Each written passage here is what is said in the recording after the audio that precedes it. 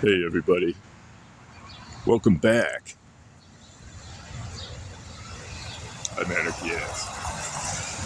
We are back in Riverside, Illinois today, and we're going to take a look at something that a lot of people pass by, but very few realize what they're looking at. Behind me, on that stretch of green grass in the middle of the street, is the remains of a once very vibrant trolley line.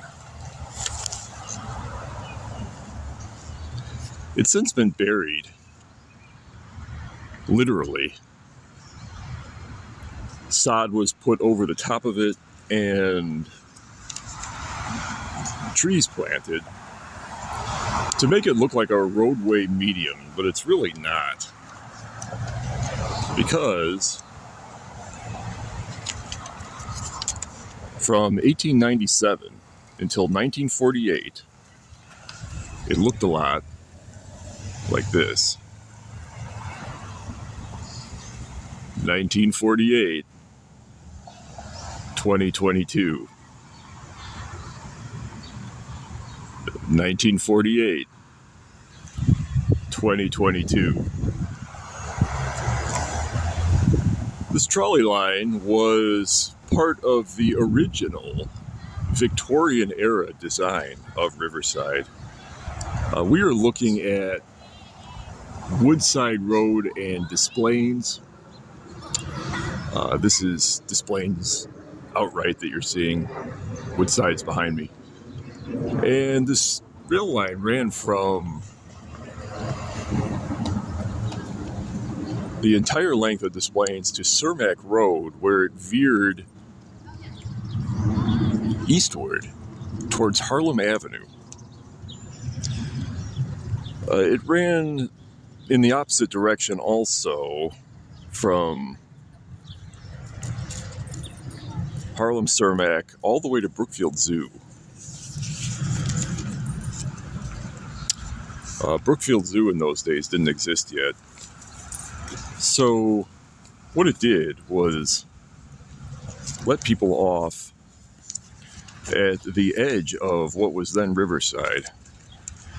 But it began all the way in what is now the border of Berwyn. This is a shot of a trolley car, and you can see how it says Brookfield Zoo as its destination up there in the destination sign. This is a trolley car departing a Harlem Cermac station.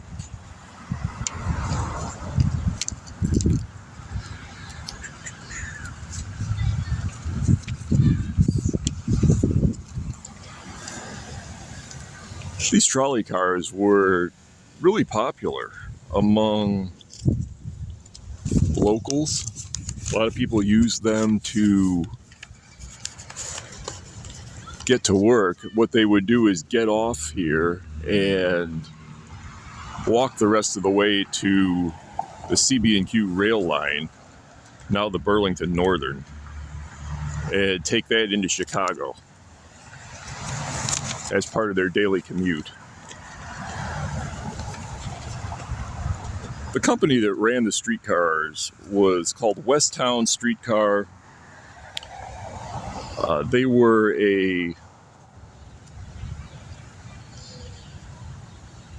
late Victorian company that ran other trolley cars in the area. In fact, you could transfer to Berwyn and go down Cermac Road further into the very early days of Berwyn. Or you could continue northward into Forest Park via another transfer. These were all run by the same company. The original trolley cars that they used were manufactured by the high winds of Chicago. It just uprooted my entire tripod. I'm gonna leave that in the video as a indicator. A comment on that. Some people who don't live in this area think that the Windy City is a reference to the local politicians or some other source. It's a reference to the wind.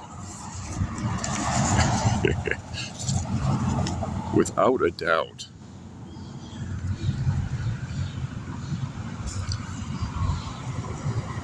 Trolley cars in general, and these trolley cars in particular,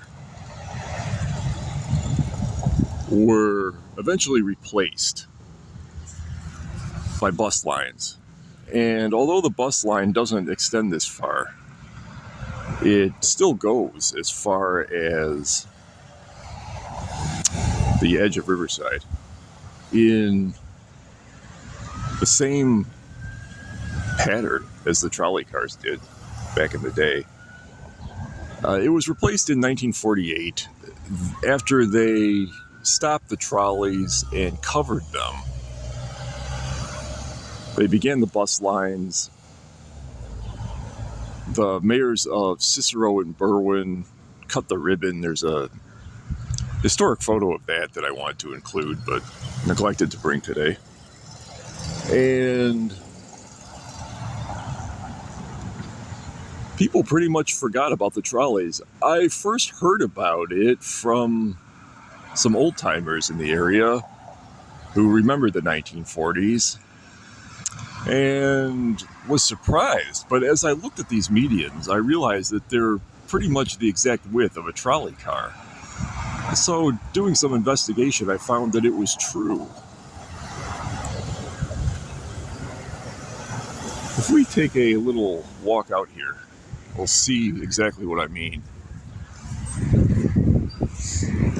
after we wait for traffic.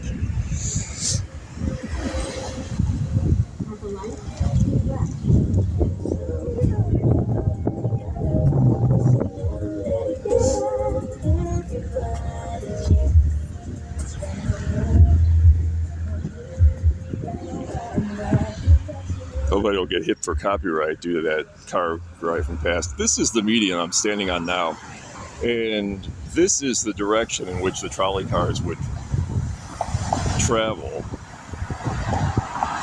And you can see how the place where the tracks are never quite fully grew in. It was almost like two strips with patchy earth still, with grass finding it still hard to grow. They just dumped dirt over it and then planted these trees periodically that are not that old. They're not from the 40s. You can see how they extend pretty much the whole duration. You can see how it goes just as the street goes.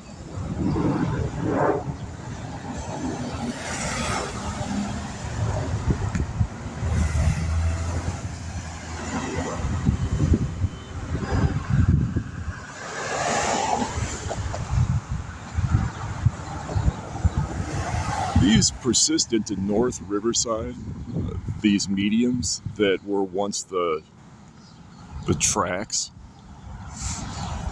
in the same pattern that these currently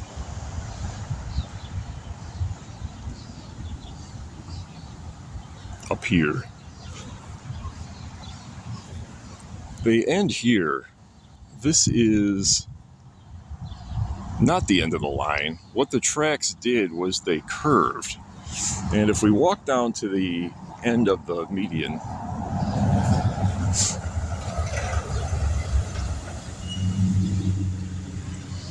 and then turn right,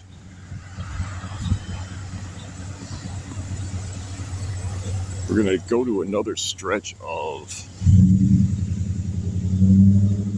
land. And that's right here. You can see this expanse of grass right where this parking area is now.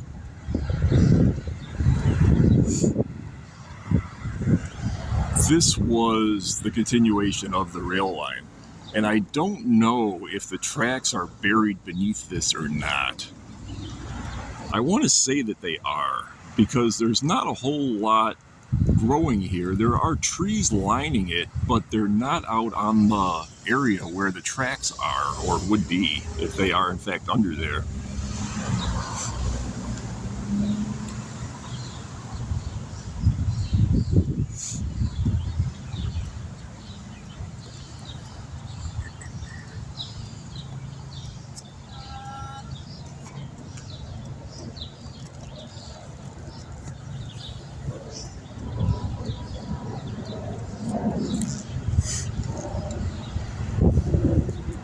These trolleys ran year-round on these tracks. They were not heated, and they had a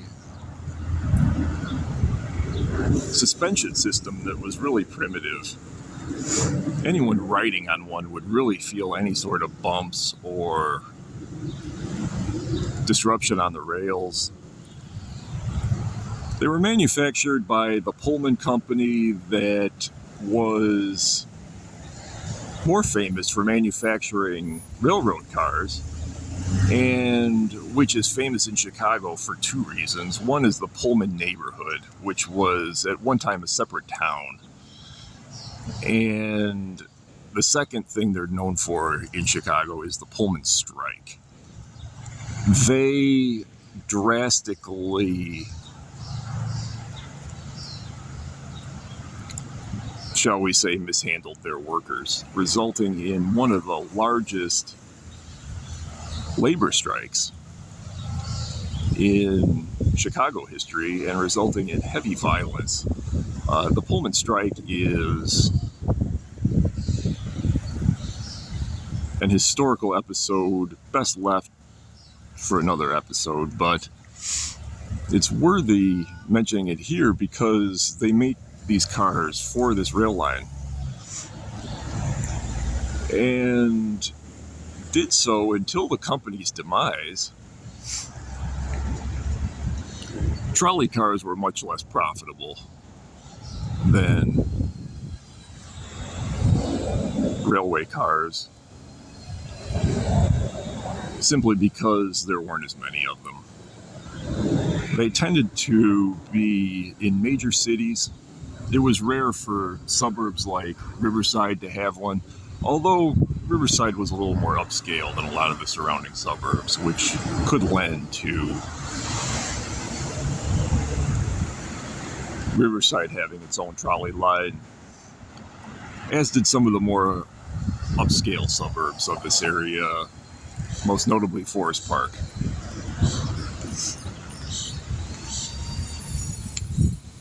I'm going to retrace the path of this phantom trolley.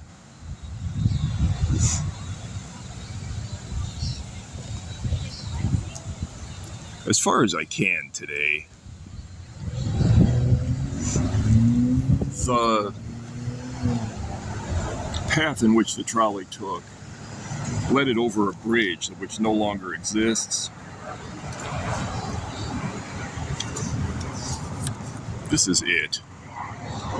This bridge, which is in ruins, and the ruins of which we will see today, brought the trolley line across the Des Plaines River,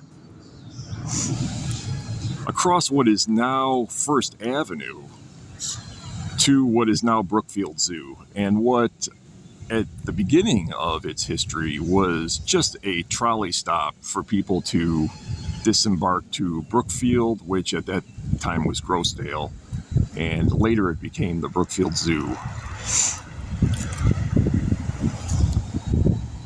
I want to tell you too that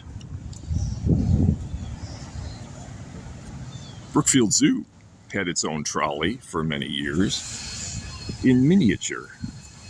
There was a small trolley that would take visitors around the zoo beginning in the 1930s and persisting long after this trolley stopped. It has since been replaced by a tram.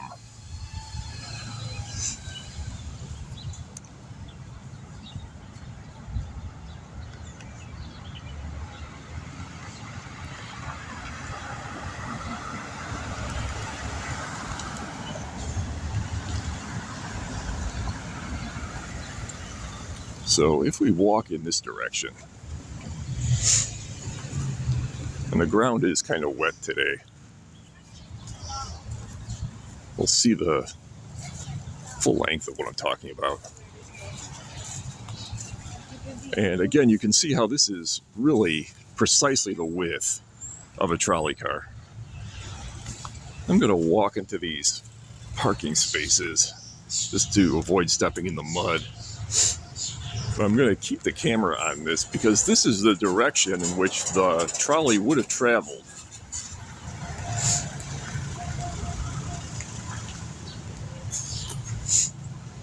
We're heading straight west.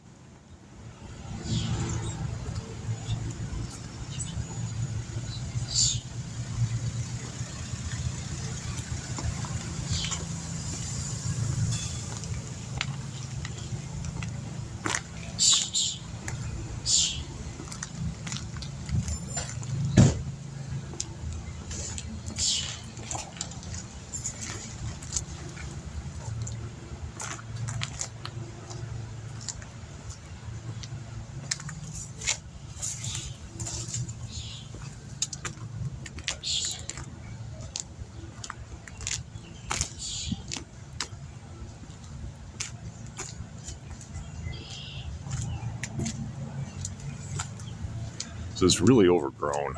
They come through here on occasion and cut down some of this growth, but still pretty heavily foliated. We're going to pause here because this spot was the subject of an historical photo that took place in December of 1900, I believe the year was. And it was in this direction.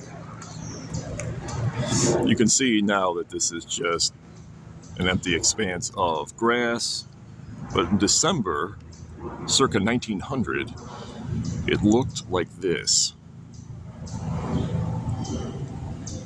1900, 2022.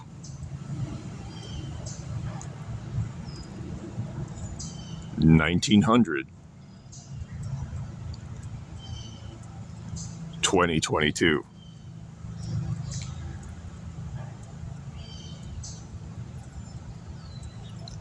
There are some features of the trolley that are notable because they were later used in school bus design. One is the door system. You can see how they are the retractable doors that were retracted using a lever pulled by the driver. Another design is the windows. You can see how they are the moving slat windows that would go up and down. In fact, the whole design really looks like a school bus prototype, which is in fact what it was. Complete with the name on above and on the sides, panel where a name could go.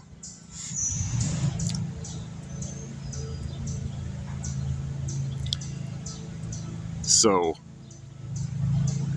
I'll call your attention to the roof of the trolley, which is the almost dome-shaped sloping roof that later is seen on school bus design.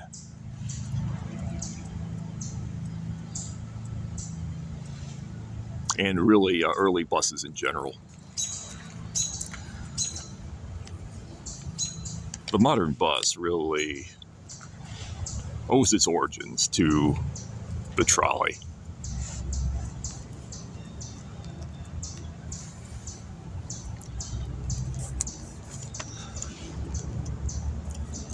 wonder how many zoo goers went down this same stretch on their way to the zoo. But if we continue in this direction, we'll follow the trail of the trolley.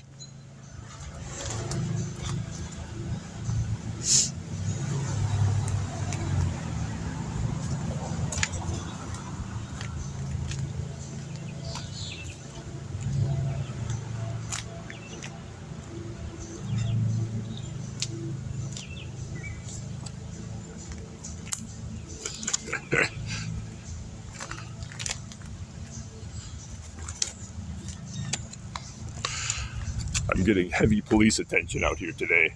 They've been around 4 times and are now parked at the end of the block. On one of these episodes, I'm tempted to confront them. Is that something you'd like to see? Maybe drop a comment if so. Getting back to the episode, though,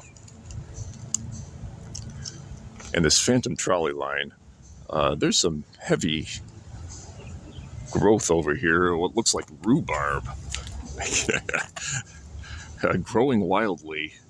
This can be made into jam. A really huge bee flying around it too. I think there's also a rhubarb pie. I don't know if that's true. But we're going to walk around this wild rhubarb and continue. This gets a little bit narrower.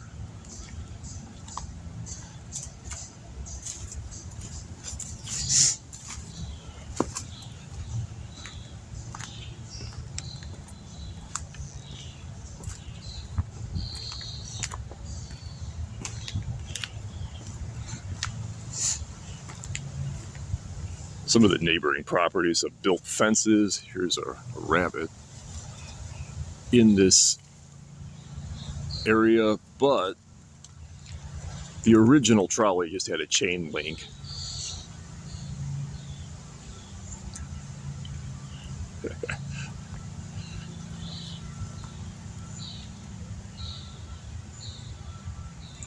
Hey, buddy.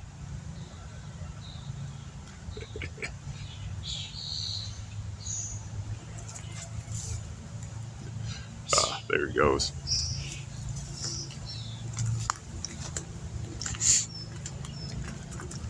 Now, getting to the end of this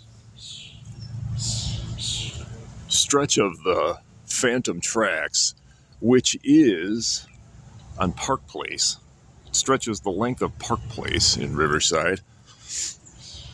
It comes right up to the Des Plaines River. And you can tell we're getting close to the river due in part to beaver activity. Beaver are all along the Des Plaines River, and they've really done a number on this tree, which is sitting on the very edge of the width of the Phantom Trolley line, which continued running in this direction and over the river at this point. This is the foundation of the ruined trolley bridge, the picture of which I showed you earlier. You can see the foundations are concrete. They extend down there. Really heavy foundations. This is the absolute end of the bridge. You can see the edge of it there. And there are the pillars. There's one on the right, another one laying on its side on the left of your screen that held up the bridge as it got out over the water.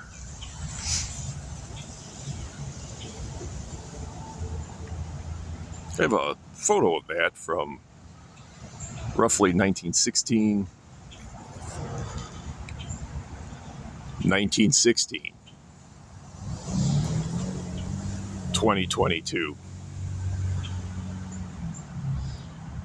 circa 1916. 2022.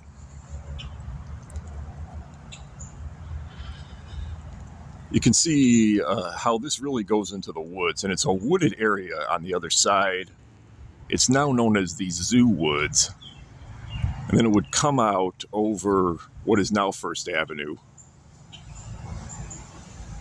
and into the zoo, past a stretch of property which is owned by Riverside Brookfield High School. Notable too is a little footbridge on the right, and in modern times you can see the little foundation of where that footbridge was. It's a stone wall where there's a fence built on it now up to the water line. But it was there for pedestrians. And you can see how it's not really attached to the train bridge, and I think it's because it was added later.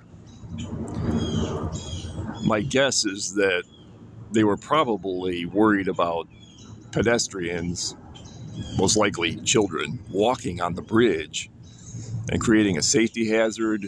Maybe even somebody was hit on it. I really don't know, but my guess would be that's why that was added.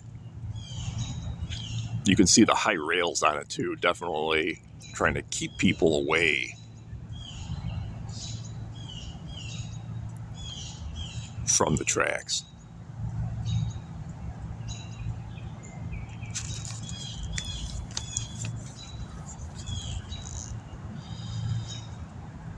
I almost want to jump down there and investigate those columns more closely, because they are really close to falling right into the water. One already has. That's completely underwater at some time. At times when the water level's high, they appear to have a limestone cap. And the only reason I'm not jumping down there is because it's extremely muddy. It's had heavy rains. Here is the other edge of the bridge foundation. And you can see how it's cut to fit a post.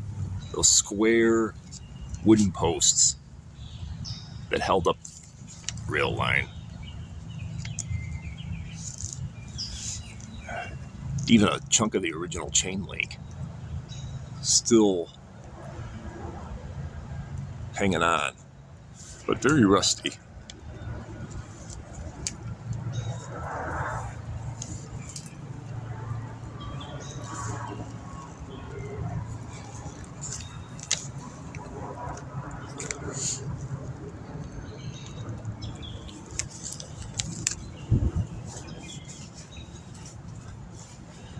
In a day and age when so much is being done to restore old communities to their original glory, I'm surprised nobody has proposed bringing back the trolley. Ironically, trolleys are brought back in Riverside every year for their holiday stroll around the Christmas season. And they take locals around in a motorized trolley. It's really just a bus with a trolley top. And I thought, watching that, how great it would be to have a real trolley. But sadly, it's no more. It's just a ghost of a memory, a phantom in time that almost nobody knows about. But I know about it, and now so do you. I'm Anarchy Ass. Thanks for joining me. Until next time, don't go playing no t-ball.